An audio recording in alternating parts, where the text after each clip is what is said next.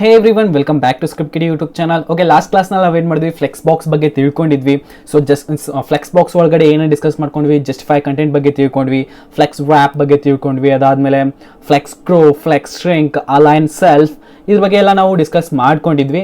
So ಕಂಟೈನರ್ನಲ್ಲಿ ಇನ್ನೊಂದು property ಇತ್ತು, ಅದು ಕೂಡ ತುಂಬಾ ಇಂಪಾರ್ಟೆಂಟ್ ಪ್ರಾಪರ್ಟಿ ಆಗುತ್ತೆ, ಅದನ್ನ ಮಿಸ್ ಮಾಡಿದ್ದೆ. ಅದನ್ನು ಕೂಡ ಇವತ್ತಿನ ಕ್ಲಾಸ್ನಲ್ಲಿ ಏನು ಮಾಡ್ಕೊಳ್ಳೋಣ, ಕ್ಲಿಯರ್ ಮಾಡ್ಕೊಳ್ಳೋಣ. ಸೊ ಯಾವುದದು ಪ್ರಾಪರ್ಟಿ ಏನು ಎತ್ತ ಅಂತ ಕಂಪ್ಲೀಟ್ ಇನ್ಫಾರ್ಮೇಷನ್ ನಾನು ನಿಮಗೆ ಪ್ರೊವೈಡ್ ಮಾಡ್ತೀನಿ. ಆ ಪ್ರಾಪರ್ಟಿನ ಯಾವ ಟೈಮ್ನಲ್ಲಿ ಯೂಸ್ ಮಾಡ್ಕೊಳ್ತೀವಿ, ಏನಕ್ಕೆ ಯೂಸ್ ಮಾಡ್ಕೊಳ್ತೀವಿ ಅನ್ನೋದು ಕೂಡ ನಿಮಗೆ ಒಂದು ಸ್ವಲ್ಪ ಐಡಿಯಾನ ಕೊಡ್ತೀನಿ. So without wasting any time start ಮಾಡೋಣ. Let's get started.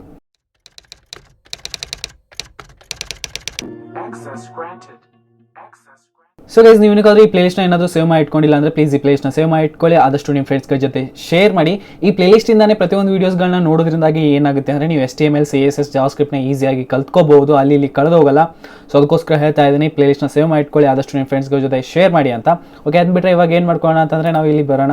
So CSSನಲ್ಲಿ last ವೀಡಿಯೋದಲ್ಲಿ ಏನು ಮಾಡ್ಕೊಂಡಿದ್ವಿ, 4 ಬಾಕ್ಸಸ್ಗಳನ್ನ ರೆಡಿ ಮಾಡ್ಕೊಂಡಿದ್ವಿ, ಒಂದು ಪೇರೆಂಟ್ ಬಾಕ್ಸ್ನ ರೆಡಿ ಮಾಡ್ಕೊಂಡಿದ್ವಿ, ರೈಟ್? ಇವೆಲ್ಲ ಚಿಲ್ಡ್ರನ್ಸ್ ಇದಾವೆ ಆ ಪೇರೆಂಟ್ ಬಾಕ್ಸ್ ಒಳಗಡೆ. ಓಕೆ, ಸ್ಟ್ರಿಂಗ್, ಆಮೇಲೆ ವಾಪಸ್ ಗ್ರೋ ಬಗ್ಗೆ ಡಿಸ್ಕಸ್ ಮಾಡ್ಕೊಂಡಿವಿ, ಆಮೇಲೆ ಅಲೈನ್ ಸೆಲ್ಫ್ ಸೆಂಟರ್ ಮಾಡ್ಕೊಂಡಿದ್ವಿ. ಸೊ ಅದಕ್ಕೋಸ್ಕರ ಈ ಬಾಕ್ಸ್ ಇಲ್ಲಿ ಬರ್ತಾ ಇದೆ. ಅಲೈನ್ ಸೆಲ್ಫ್ ಸೆಂಟರ್ನ ನಾನು ಏನಾದರೂ ತೆಗೆದು ಹಾಕಿದ್ರೆ ಇದು ತನ್ನ ಒರಿಜಿನಲ್ ಪೊಸಿಷನ್ಗೆ ಹೋಗಿ ಸೆಟ್ ಆಗುತ್ತೆ. ಓಕೆ, ಸೊ ಇವಾಗ ಪೇರೆಂಟ್ ಕಂಟೈನರ್ನಲ್ಲಿ ನಮ್ಮದೊಂದು CSS ಪ್ರಾಪರ್ಟಿ ಉಳ್ಕೊಂಡಿತ್ತು. ಸೊ ಆ ಪ್ರಾಪರ್ಟಿ ಬಗ್ಗೆ ಡಿಸ್ಕಸ್ ಮಾಡ್ಕೊಳ್ಳೋಣ. ಆ ಪ್ರಾಪರ್ಟಿ ಯಾವುದಪ್ಪ ಅಂತಂದರೆ ಅಲೈನ್ ಐಟಮ್ಸ್ ಅಂತ. ಓಕೆ, ALIGN, ಅಲೈನ್ ಐಟಮ್ಸ್ ಅಂತ. ಸೊ ಅಲೈನ್ ಐಟಮ್ಸ್ ಏನಕ್ಕೆ ಹೆಲ್ಪ್ಫುಲ್ ಆಗುತ್ತೆ ಅಂದರೆ, ನಾವು ಜಸ್ಟಿಫೈ ಕಂಟೆಂಟ್ ಏನು ಕೊಡ್ತಿದ್ವೋ ಆ ಜಸ್ಟಿಫೈ ಕಂಟೆಂಟ್ ಏನು ಮಾಡ್ತಾ ಇತ್ತು ಅಂದರೆ ನಮ್ಮ ರೋನಲ್ಲಿ ಕಂಟೆಂಟ್ನ ಸೆಟ್ ಮಾಡ್ತಾ ಇತ್ತು. ಓಕೆ, ಸೊ ರೋನಲ್ಲಿ ಏನು ಮಾಡ್ತಾ ಇತ್ತು, ಅದು ಕಂಟೆಂಟ್ನ ಸೆಟ್ ಮಾಡ್ತಾ ಇತ್ತು. ಈ ರೋನಲ್ಲಿ ಎಲ್ಲಿ ಬೇಕಾದ್ರೂ ಅದು ಕಂಟೆಂಟ್ನ ಸೆಟ್ ಮಾಡಬಹುದಾಗಿತ್ತು. ಅಲೈನ್ ಐಟಮ್ಸ್ ಏನು ಮಾಡುತ್ತೆ ಅಂದರೆ ಕಾಲಮ್ನಲ್ಲಿ ನಮಗೆ ಎಲ್ಲಾದ್ರೂ ಸೆಟ್ ಮಾಡಿಸುತ್ತೆ. ಓಕೆ, ಸೊ ಎಲ್ಲಿ ಬೇಕಾದ್ರೂ ಸೆಟ್ ಮಾಡಿಸ್ಬೋದು, ಅದು ಸೆಂಟರ್ನಲ್ಲಿ ತೊಗೊಂಬರ್ಬೋದು, ಅಥವಾ ಇಲ್ಲಿ ಫಸ್ಟ್ ಫ್ಲೆಕ್ಸ್ ಸ್ಟಾರ್ಟ್ನಲ್ಲಿ ತರ್ಬೋದು, ಫ್ಲೆಕ್ಸ್ ಎಂಡ್ನಲ್ಲಿ ತರ್ಬೋದು. ಈ ರೀತಿ ಹೆಲ್ಪ್ಫುಲ್ ಆಗುತ್ತೆ. ಇವಾಗ ನಾ ಅಲೈನ್ ಐಟಮ್ಸ್ ಅದು ಸ್ಟಾರ್ಟಿಂಗ್ನಲ್ಲಿ ಏನಿರುತ್ತೆ ಅಂದರೆ ಫ್ಲೆಕ್ಸ್ ಸ್ಟಾರ್ಟ್ನಲ್ಲಿ ಇರುತ್ತೆ. ಓಕೆ, ಸೊ ಫ್ಲೆಕ್ಸ್ ಸ್ಟಾರ್ಟ್ನಲ್ಲಿರುತ್ತೆ. ಸೊ ಅದಕ್ಕೋಸ್ಕರ ಅದು ಏನು ಚೇಂಜಸ್ ಬರೋಲ್ಲ.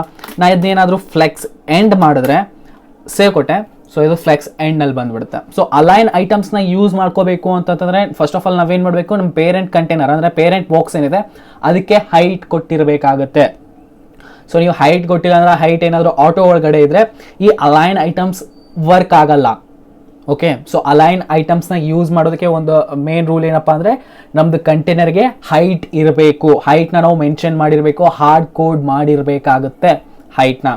ಸೊ ಆ ಟೈಮ್ನಲ್ಲಿ ಮಾತ್ರ ಅಲೈನ್ ಐಟಮ್ಸ್ ವರ್ಕ್ ಆಗುತ್ತೆ. ಇಲ್ಲ ಅಂತಂದರೆ ಏನಾಗುತ್ತೆ ಅಂದರೆ ಅದು ವರ್ಕ್ ಆಗ್ತಾ ಇರುತ್ತೆ, ನಮಗೆ ಕಾಣಿಸಲ್ಲ. ಓಕೆ, ಸೊ ಈ ರೀತಿ ಕಾಣಿಸುತ್ತೆ. ನಾವು ಅಲೈನ್ ಫ್ಲೆಕ್ಸ್ ಎಂಡ್ ಮಾಡಿದ್ರು ಕೂಡ, ಫ್ಲೆಕ್ಸ್ ಸೆಂಟರ್ ಮಾಡಿದ್ರು ಕೂಡ ಏನೂ ವರ್ಕೌಟ್ ಅನ್ಸೋದಿಲ್ಲ. ಸೊ ಅದಕ್ಕೋಸ್ಕರ ನಾವೇನು ಮಾಡಬೇಕಾಗುತ್ತೆ, ನಮ್ಮದು ಕಂಟೈನರ್ಗೆ ಹೈಟ್ನ ಕೊಡಲೇಬೇಕು.